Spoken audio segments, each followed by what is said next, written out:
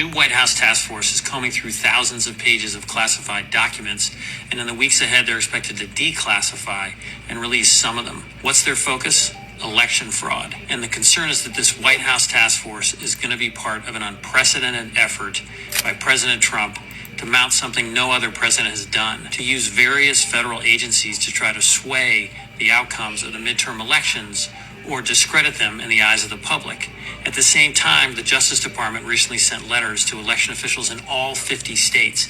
It warned them that they will be federally prosecuted if they allow non-citizens to vote. There's very little non-citizen voting, and there's never been a case, as far as I know, of an election official intentionally allowing a non-citizen to vote. But this is one of the conspiracy theories that President Trump has spread when he's tried to explain his loss in the 2020 election. Separately, grants from the Federal Emergency Management Agency, that's part of the Department of Homeland Security, are being withheld from election officials if they don't adopt a series of rules that the president says are needed in the elections. State and local officials have always controlled elections in the United States. That's in the Constitution. Why all the focus? Because of the importance of the midterm elections. The vote this November will decide which party controls Congress for the last 2 years of Donald Trump's presidency. And once again, Republicans need to try and mess with an election rather than just coming up with ideas that people want to vote for. He is going to use the power of every single federal agency that he can. The threat of federal prosecution, the threat of jail time, career-ending stuff, to intimidate and sway this election his way.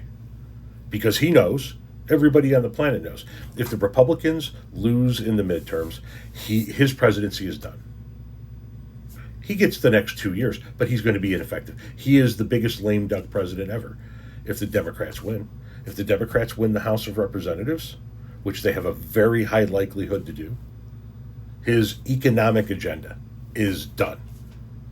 He's not going to be able to get his economic agenda through in any way, shape, or form, and the power of investigation will begin with the Democrats in the House of Representatives. If the Democrats can retake the Senate, which it looks like they probably won't do at the current point in time, but if they could, then he doesn't get any more judicial nominations through. He's done appointing Supreme Court justices and lifetime federal judges. And he's going to do everything possible to make sure that Republicans stay in control so that he can continue to get his agenda through over the last 2 years. But once again, it's not because they have better ideas. It's not because people they're appealing to the people of this country more. It's because they're going to try and fix it like Donald Trump always tries to do, like he tried to do in 2020, like he tried to do in 2024. And like he's going to try and do this year.